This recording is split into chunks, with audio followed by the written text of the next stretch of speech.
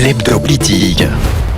Bonsoir et bienvenue dans l'hebdo politique, votre rendez-vous politique du dimanche soir sur Radio Sensation en association avec TV78, épisode 225. Nous sommes au Parlement européen de Strasbourg et mon invité est la députée européenne Mathilde Androuet.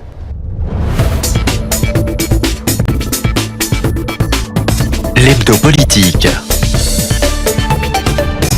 Bonjour Mathilde Androuet. Bonjour. Vous êtes depuis 2019 députée européenne, membre du groupe Identité et démocratie au Parlement européen, élu sur la liste de Jordan Bardella du Rassemblement national. Alors les mouvements souverainistes se sont renforcés lors des dernières élections en Europe. Des coalitions allant de la droite à l'extrême droite sont désormais au pouvoir en Suède, avec les démocrates de Suède, de Jimmy Åkesson, ou en Italie aussi, c'est Giorgia Meloni et son parti Fratelli d'Italia qui l'ont emporté. Alors deux élections historiques, comment est-ce que vous les avez accueillis, vous, en tant que députée européenne depuis Strasbourg? Alors c'est toujours très intéressant de voir qu'il y a une mobilisation des Européens pour reprendre un peu en main leur destin. C'est vraiment ce qui caractérise un peu, je pense, tous nos mouvements, malgré des fois leurs différences de sensibilité sur des sujets très précis, économiques, enfin, très locaux. Et on associe au moins en commun, c'est la volonté de défendre nos nations. Et ça, c'est très heureux de voir que c'est vraiment l'histoire de contrecarrer la tendance fâcheuse de l'Union européenne qui, d'une vision fédéraliste, prend maintenant le pas, est maintenant mangé par une vision purement impérialiste. Et donc, c'est ça qui est intéressant, c'est de se dire que les Européens ont compris qu'une bonne partie de leur quotidien était gérée très très loin d'eux, à savoir Bruxelles, et même pas Bruxelles dans le Parlement européen, mais Bruxelles Commission avec des gens non élus. Et donc le but du jeu est aussi de réinsuffler un peu de démocratie et de vivacité politique en Europe. Donc ça, c'était très plaisant et plutôt encourageant, je pense, pour que la respiration européenne. Alors certains, en décryptant ces victoires, ils ont vu une forme d'union des droites. En France, certains à droite militent aussi pour ce choix. Est-ce que cette union des droites devra se faire en 2027 ? On l'a vu à gauche, en tout cas, ils l'ont fait avec la NUPES pour les législatives. Je trouve ça un peu périlleux de faire un calcul en disant que c'est une union des droites, parce que selon l'embryon où on se trouve, vous voyez, Giorgia Meloni, elle est qualifiée chez elle de centre droit. Donc, alors qu'ici, on aurait plutôt une fâcheuse tendance à la qualifier d'extrême droite. Donc, je préfère pas rentrer dans ce genre d'union. Moi, je pense à l'union des patriotes qui viennent de droite comme de gauche. Je pense que le Rassemblement national, on a depuis longtemps prôné le dépassement de ces sections droite et gauche. Selon les sujets, on peut peut-être nous situer à droite, selon d'autres, plus à gauche. À dire vrai, moi, je fais partie d'une génération qui est complètement indifférente à cette classification. C'est dépassé le clivage gauche-droite. Complètement. Je pense que oui. Et d'ailleurs, je pense que le clivage se fait plutôt entre ceux qui défendent la nation et ceux qui défendent le système mondialiste. Et d'ailleurs, ça se voit même nous. En France, c'est très clair. C'est-à-dire que vous avez le système Macron complètement ancré dans le monde d'après, le dépassement de la France, et ceux qui croient encore à la France et au potentiel des Français, à savoir nous. Et ça s'est vu dans la configuration de l'élection présidentielle. Et où est-ce que vous classeriez la NUPES du coup ?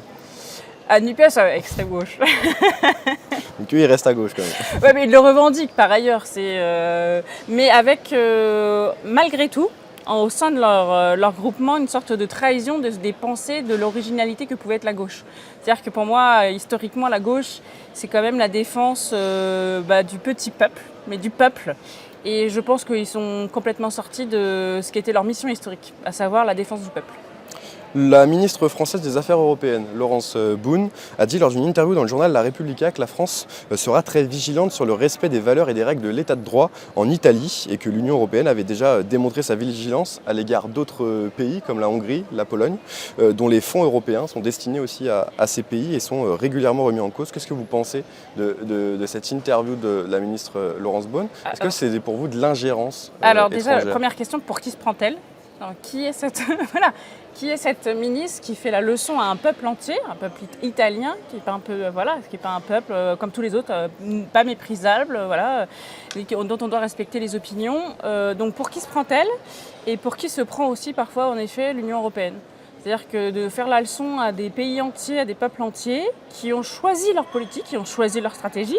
Elle leur convient, elle ne nous convient pas, peu importe, ils l'ont choisi. C'est ça la démocratie. Des fois, ça ne fait pas toujours plaisir la démocratie, mais ça ne fait pas plaisir à ses propres convictions. L'Union européenne n'est pas dans son rôle lorsqu'elle veut... Non, pour moi, elle sort complètement de son rôle. Et par ailleurs, je la trouve même parfois indécente, comme là on l'a vu récemment, à vouloir couper les fonds, par exemple, de la Pologne au prétexte qu'elle ne serait pas complètement raccord avec la Commission européenne, alors même qu'elle accueille par des dizaines de milliers des réfugiés ukrainiens. Et donc même pour ça, elle n'a pas eu d'aide, alors même qu'elle est aux portes de ce conflit qui nous emporte tous en ce moment.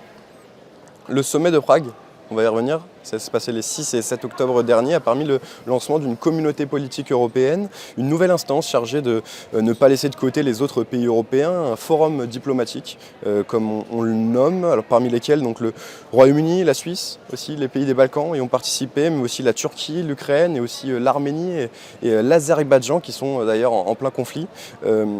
Seules 2 absences sont à constater, la Russie et la Biélorussie. C'était une façon de montrer l'unité du continent européen face à Vladimir Poutine et de lancer un 8e paquet de sanctions aussi de la part de l'Union européenne envers la Russie.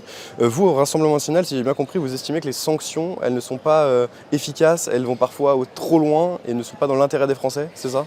Surtout quand elles ne sont pas ajustées et hyper idéologiques en fait. C'est ça mon souci, c'est-à-dire qu'une sanction n'a d'intérêt que si elle sanctionne. Et en l'occurrence, l'objectif était de sanctionner la Russie. Or là, la Russie s'enrichit à hauteur de près de 40 milliards concernant ne serait-ce que l'attribution d'énergie. Et pendant ce temps-là, nous, nos factures d'électricité explosent, s'envolent. De même pour le prix du pétrole qui est juste en ce moment en France jugulé par la ristourne gouvernementale, mais c'est juste un parapluie avant la tempête. Donc pour moi, c'est un échec. Décider comme ça de sanctions totalement disproportionnées et qui finalement aide la personne que vous étiez supposé sanctionner, c'est un échec, donc il faut revenir sur ça, parce qu'en attendant, ce sont les Européens qui en pâtissent. Le sommet de Prague, c'était aussi l'occasion pour l'UE de confirmer l'envoi d'une mission civile en Arménie, le long de l'Azerbaïdjan, pour aider à délimiter les frontières. Autant le conflit ukrainien, on en parle tous les jours quasiment dans les médias, mais sur le conflit entre l'Azerbaïdjan et l'Arménie, on en parle un petit peu moins. Est-ce que... Comment est-ce que vous expliquez que l'Union européenne est un peu plus discrète sur ce sujet ? Parce que je pense que elle a eu une capacité d'indignation très aléatoire. C'est en fonction de ses propres intérêts. Voilà. Elle veut récupérer de l'énergie de l'Azerbaïdjan. Donc l'Azerbaïdjan peut écraser les Arméniens d'une manière absolument atroce et terrible, parce qu'on parle tout le temps de crimes de guerre, mais il serait heureux de se pencher sur le cas des Arméniens, qui est gravissime, qui est une atteinte permanente aux droits humains. Donc oui, j'attends un peu plus que une énième commission, un énième comité Théodule. Là, il faut être ferme. Et ça va être très ferme. J'ai entendu des choses absolument terribles en février lors de l'attaque russe contre l'Ukraine. J'attends une même fermeté, en fait, à dire vrai, en tout cas, à minima, au moins dans les verbes. On va revenir sur les conséquences de la crise économique en vue de la situation en Russie. Cette crise énergétique en Europe, il faut donc repenser les stratégies au niveau européen. En termes d'approvisionnement aussi. Alors qu'est-ce que vous avez pensé, vous, du plan de sobriété énergétique du gouvernement? Donc baisser la température chez soi, laisser le robinet sur l'eau froide, baisser la température du chauffe-eau. Ce sont des mesures de bon sens ou finalement ça infantilise Tout à fait. J'attends pas de Madame Borne qu'elle me dise à quelle heure je dois prendre ma douche, à quelle heure je dois doucher mes enfants, les faire manger et me faire la pub des pulls d'Amar en fait. J'attends autre chose d'un Premier ministre. Concrètement, c'est dérisoire. On ne change pas la structure même de notre marché énergétique. Cette espèce de truc absolument délirant pour les Français qui pourraient être indépendants et souverains si on développait notre filière nucléaire, on ne l'avait pas laissé mourir, si on n'avait pas non plus privatisé depuis Fillon mais entériné par Macron nos barrages hydroélectriques. C'est juste une gestion totalement délirante de notre souveraineté énergétique et de là, nous le payons aujourd'hui. C'est juste hallucinant que le prix de notre électricité soit arrimé sur le marché du gaz alors même que la France peut être totalement indépendante du marché du gaz puisqu'on arrive à assurer notre souveraineté énergétique par d'autres biais. Au niveau du gaz, sans la Russie ? Notamment parce que, en l'occurrence, le mix énergétique allemand qui mélange éolien et forcément gaz, puisque c'est un mix qui va ensemble, crée une dépendance vis-à-vis de la Russie que nous subissons, alors même que nous pouvons être totalement souverains en la matière. Mais pour ça, il faut avoir une filière nucléaire forte, ne pas fermer les programmes tels qu'Astrid, qui sont des programmes d'avenir, et éviter des trucs purement idéologiques de fermeture de Fessenheim, par exemple. Alors justement, on va revenir sur le gaz. Comment remplacer le gaz russe? La France, avant la guerre, le gaz russe représentait 17% de la consommation de gaz. C'était donc le premier fournisseur, c'était la Norvège. Alors récemment, la France, mais aussi l'Espagne se sont tournés vers l'Algérie pour le gaz. L'Allemagne, elle, recevait 55% de son gaz de Russie. Elle se tourne désormais vers les pays du Golfe, comme l'Arabie Saoudite, les Émirats Arabes Unis. Autre solution, se tourner vers les États-Unis ou encore, vous l'avez mentionné avant, l'Azerbaïdjan. Selon vous, quelle devrait être la stratégie de la France en matière de gaz où on doit s'approvisionner? Je pense déjà que la stratégie de la France, c'est de défendre sa propre souveraineté, c'est-à-dire s'extraire du marché du gaz en fait. Parce que le marché du gaz est forcément un marché interdépendant. Et donc dépendre des États-Unis, ce qui est en plus là aussi un délire environnemental profond, c'est-à-dire que je ne veux plus jamais recevoir une leçon d'écologie de la part de gens qui font la promotion du marché du gaz en fait. Puisque le gaz américain vient du gaz naturel liquéfié qui vient Exactement. en transport depuis les États-Unis en bateau. On souffre de notamment. ça, on passe notre temps à parler de la carbonation de nos économies. Soit, allez, décarbonons. Il faut absolument défendre notre filière nucléaire. La France, en plus, était la première au monde là-dessus. Et nous n'avons eu de cesse de reculer sur ces sujets-là. Et pour moi, c'est un désastre industriel, mais c'est aussi aujourd'hui un désastre social. Parce que voilà, tant qu'on ne peut pas remplir son réservoir dans sa voiture, quand on ne peut pas, alors là, pour le coup, c'est l'essence, c'est un autre sujet, mais quand on ne peut pas non plus se chauffer ou décider de ça, pour la Macronie débarque en l'occurrence. Ça fait déjà plusieurs années que certains Français hésitent entre prendre de repas ou se chauffer en hiver.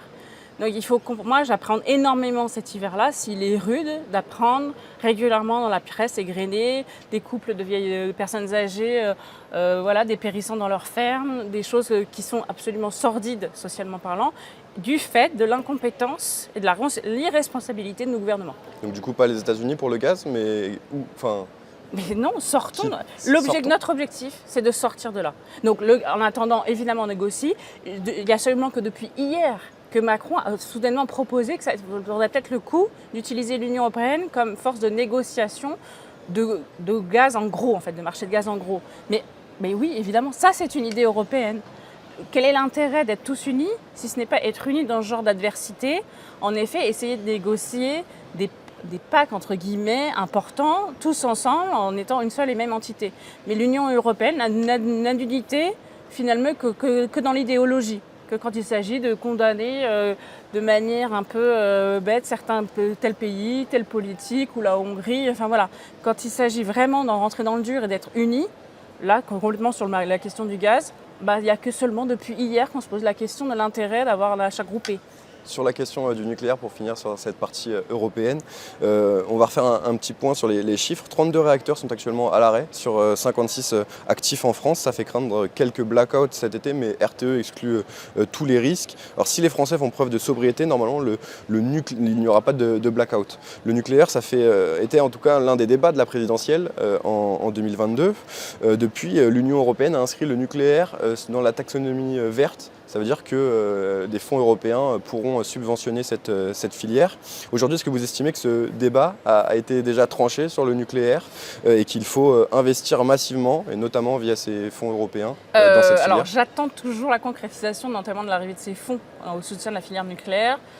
Pour la simple et bonne raison que les questions environnementales, notamment au sein de la Commission européenne et de l'Union européenne en général, sont globalement très noyautées par des lobbies allemands, qui eux-mêmes, et ça c'est le Canard enchaîné qui a sorti le morceau il y a peu, eux-mêmes largement financés par des entreprises gazières russes, parce qu'évidemment c'est un mix énergétique qui va ensemble. Donc, mais je serais ravie en effet que la filière nucléaire profite enfin à la France, mais au reste de l'Europe, parce que c'est une manière aussi d'assurer une pérennité énergétique qui me semble être indispensable, et enfin de briser ce tabou européen qu'il faut absolument de la concurrence partout, finalement de l'interdépendance mondiale, et je pense que c'est le meilleur moyen de faire mourir nos industries. Donc en l'occurrence, plus on s'occupe nous-mêmes de reconstruire notre industrie, de développer nos filières, plus on a de chances de sauver notre avenir en fait. C'est le moment de passer à la deuxième partie de l'émission. L'hebdo politique. Toujours avec Mathilde Androuet, députée européenne du Rassemblement national. Alors avant d'être députée européenne, vous étiez conseillère régionale d'Île-de-France et élue donc des Yvelines. Quels sont les principaux changements qu'il peut y avoir entre un mandat d'élu régional et ce mandat de député européen ? Alors, vous savez que moi j'appartiens à un groupe Identité Démocratie qui est lui-même affilié au Rassemblement national et on est très attaché à rester un peu ancré dans notre réel. Il est vrai qu'au Conseil régional, on avait des sujets très ancrés dans le quotidien en fait, des Franciliens. Et là, on s'en extrait complètement même pour avoir une vision encore plus large, plus européenne. Mais j'estime que justement, là, il est d'une grande nécessité, une grande salubrité même mentale pour nos politiques. Un bon député européen n'est pas un député européen qui passe sa vie à Bruxelles. Il doit absolument se reconnecter au réel, se reconnecter avec son peuple aussi, mais les peuples européens en général, pour prendre la mesure des véritables besoins. Parce que le travers de l'Union européenne est peut-être de nous faire vivre sous cloche. Alors je ne sais pas si vous avez déjà montré à votre public à quoi ressemblaient même les locaux. On ne voit pas souvent la lumière du jour finalement. Et il faut faire attention de ne pas... Il faut sortir de cette bulle bruxelloise ou strasbourgeoise. Voilà, il est sain pour réanimer la politique européenne, de revenir parfois sur le terrain. Donc c'était intéressant de faire cette transition, mais je n'oublie pas ce premier mandat qui était assez finalement salvateur pour justement s'imprégner vraiment de ce qu'est le service à son peuple. En fait. Alors revenons sur le terrain, justement, l'actualité en France. Dimanche dernier, la NUPES a organisé une marche contre la vie chère. Il revendique 140 000 participants. La police, elle, parle de 30 000 personnes. La semaine a été marquée par la grève aussi, mardi dernier. Et à l'heure où nous enregistrons cette émission, la grève est toujours en cours à Total et dans les raffineries. Est-ce que vous comprenez ce mécontentement qui monte un peu dans le pays ? Alors, je voudrais décorréler le mécontentement et la NUPES. Ce mécontentement, il est là, il existe, il est tout à fait justifié. Enfin, voilà. En l'occurrence, c'est vrai que vivre sous le régime de la pénurie, après avoir vécu sous le régime de la peur du Covid, c'est clairement pas ce qu'on veut pour notre quotidien, pour nos enfants, pour nos parents. Enfin, voilà. Une vie saine, c'est quand même une vie où on a une vie sociale, mais on a aussi une vie économique pérenne. Concernant la marche contre la vie chère, parce que ça s'appelait comme ça, et l'inaction climatique, c'était assez marrant parce que alors du coup même dans le titre, il y a l'espèce de la décoquillation permanente de cette gauche qui revendique défendre les personnes avec des revenus modérés qui sont pas forcément les plus prompts à vouloir justement cette espèce d'écologie de façade que prône la gauche. Donc c'était assez intéressant. Et sur les chiffres même de nombre de manifestants, il y a un vrai débat, mais je pense qu'en effet, je lisais encore un article hier, je crois, chez Marianne, qui disait que M. Mélenchon était mécontent en effet de la mobilisation. Il ne faut pas oublier que le camion qui contenait les cadres, là aussi c'était très drôle, une espèce de je ne sais pas combien de tonnes contre l'inaction climatique qui soutenait les cadres de la NUPES, avait été hué par partie. Madame Rousseau s'est clairement fait pas molester, mais on a eu des mots violents contre elle aussi au sein de la manifestation, parce que le vrai peuple de gauche se sent en quelque sorte trahi par ces gens-là qui sont finalement des bourgeois du gauchisme en l'occurrence. Et je crois que l'exemple que donnent en ce moment les députés de la NUPES au sein de notre Assemblée nationale est tellement caricatural qu'énormément de gens ne se sentent plus représentés par ces gens-là. Ils se disent qu'ils sont dans des espèces de délires idéologiques, ultra féminisme et délirant. C'est pas du vrai féminisme de défense de la femme, de l'écologie là aussi très idéologique, l'écologie punitive, de quotas et finalement d'exclusion des gens qui justement voudraient lutter contre la vie chère. Donc pour moi c'était une sorte de condensé un peu de toutes les incohérences de gauche et dont le summum a été finalement cette marche. Alors parmi les sujets qui vous ont fait aussi réagir sur Twitter, il y a celui des ZFE, ces zones à faible émission. 10 métropoles les ont déjà mises en place. Dans ces zones, les véhicules donc les plus polluants sont interdits de circuler. un rapport parlementaire récent, co-rédigé d'ailleurs par le député MoDem des Yvelines, Bruno Millen, propose de mettre en place un pass pour que ces véhicules puissent circuler au moins 2 fois dans le mois. Vous êtes contre ces zones à faible émission? Oui, parce que pour moi, je suis fatiguée. Voilà, moi, j'estime qu'il faut défendre vraiment notre environnement. Ça, clairement, la biodiversité qui va avec. Mais ça ne passera pas par l'exclusion d'une partie de la population. Je trouve ça ignoble. En fait, à partir du moment où vous dites à certains, écoutez, l'écologie, c'est un sport de riches, hein, donc sortez salauds de pauvres, j'ai beaucoup de mal avec ça, en fait, parce que la réalité, c'est ça. Ils ont beau nier, la réalité, c'est ça. C'est des gens qui, notamment dans les zones périphériques, rurales, cherchent des médecins, cherchent des services publics, n'en ont plus, donc sont obligés d'aller en métropole. Et comment font-ils? Souvent avec des véhicules qui n'ont pas le critère établi par je ne sais quel lobby, peut-être en plus automobile. Donc il faut vraiment s'interroger aussi là-dessus. Je trouve ça anormal. Moi, les politiques qui consistent à exclure une partie de ma population, mes frères, mais des Français, pour moi, est une politique inique. Voilà. Comment s'y prendre alors pour réduire les émissions de gaz à effet de serre? Déjà, on arrête de bétonner en fait. On arrête justement ce système de métropolisation de notre monde. Parce que avoir un pays qui est juste un désert de temps en temps ponctué de métropoles pleines de béton, me semble une aberration écologique, environnementale. Si vous créez un environnement plus harmonieux, une nouvelle alliance entre l'homme et la nature, c'est qu'ainsi que vous le ferez. C'est-à-dire que c'est des agricultures beaucoup plus raisonnées et raisonnables, sur des parcelles là aussi de taille beaucoup plus raisonnable, beaucoup plus facilement gérable. Mais remettre des services publics aussi dans nos campagnes, c'est là aussi le seul moyen d'éviter des exodes et donc d'éviter l'entassement de populations dans des zones où foncièrement invivables. Enfin maintenant, vous vivez aux abords du périph', à part respirer des pots d'échappement, et qui ne cesse de s'empirer avec les politiques justement dites écologiques de Madame Hidalgo. Non, pour moi c'est un non, c'est de l'anti-écologie, c'est de ce qu'on appelle dans un très mauvais français du greenwashing. Il faut arrêter. Vous voulez reverdir nos vies, cessez de les bétonner. Dans moins d'un mois, maintenant, démarrera la Coupe du Monde au Qatar. Alors beaucoup à gauche appellent au boycott de cette compétition. Quelle est votre position au RN sur le sujet? Je pense que la gauche a toujours un train de retard. Ça fait depuis un moment nous-mêmes que nous dénonçons la manière dont la manière dont cette Coupe du Monde a été attribuée à ce pays. Là aussi où le respect des droits humains est très très aléatoire. C'est le mot est faible, je pense. Oui, on peut boycotter, mais on peut surtout, peut-être même symboliquement, je sais, alors là, je m'avance personnellement, je ne vais peut-être pas avancer tout mon parti, peut-être faire en sorte que la France n'y participe pas. Ça serait un acte très fort, en train de dire clairement c'est une affaire en plus très gênante sur fond de...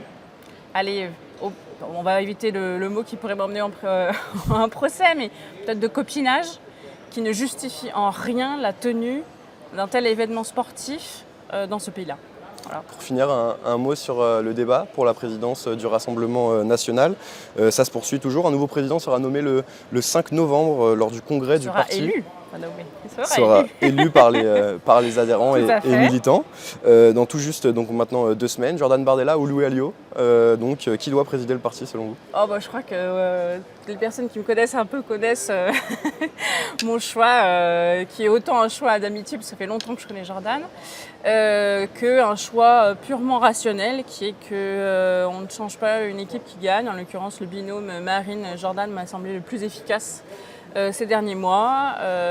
Jordan est pour moi l'avenir du Rassemblement national et donc je souhaite le soutenir pleinement dans son élection. Alors vous avez obtenu 89 députés à l'Assemblée nationale, le Rassemblement national, en 2022. Quels doivent être les prochains objectifs que doit donc suivre le prochain président du RN? Je pense qu'il doit absolument... entre guillemets, entériner cette vague, quoi. Complètement agréger ses victoires. On prend goût à la victoire en plus, une victoire souvent en appel d'autres. Et l'objectif, c'est évidemment la présidence de notre pays parce que l'accélération, l'affaissement sur tous les sujets économiques, industriels, sécuritaires, il y a une véritable urgence. Et quand on aime la France, voilà, c'est s'engager à la sauver. Je pense que les personnes un peu lucides, mais même qui vivent dans leur quotidien, la violence avec laquelle les gouvernements qui se sont succédés nous font vivre, nécessitent un véritable changement. Et je pense que très spontanément, les Français rationnels, souhaitant un avenir français, auront l'occasion de nouveau soutenir jusqu'à 50 plus 1% aux prochaines élections. Et pour boucler la boucle, revenons sur les européennes. Seront les prochaines élections en 2024. En 2019, la liste de Jordan Bardella avait récolté plus de 23% des voix, avec 23 donc, députés Rassemblement National. Quels seront les objectifs en 2024? Et il y aura encore davantage de députés? Ah oui, de toute façon, oui, je pense que très spontanément, là aussi, nous grossirons encore nos rangs. On sera ravis d'accueillir de nouveaux collègues et amis. Et surtout faire baisser le niveau d'incompétence du reste de la délégation française qui était composée de Nathalie Loiseau et d'autres qui, j'espère, sortiront aussi vite qu'ils sont rentrés dans la politique. Et essayer de faire baisser la tension aussi. Alors c'est un véritable enjeu qui est très problématique parce que si nous avons un devoir en tant qu'élus de faire comprendre aux Français, mais à tous les Européens, en l'occurrence pour les Européennes, que s'ils ne s'intéressent pas à la politique, eux, en revanche, la politique s'intéresse constamment à eux. Et s'ils veulent vraiment changer leur vie, il est nécessaire qu'ils aillent voter.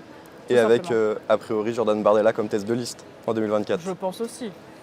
On suivra ça. Merci beaucoup, Mathilde. Merci à vous. Androuet d'avoir été avec nous. Je rappelle que vous êtes députée européenne du Rassemblement National. Et nous, on se retrouve la semaine prochaine pour un nouveau numéro des L'Hebdo Politique sur Radio Sensation.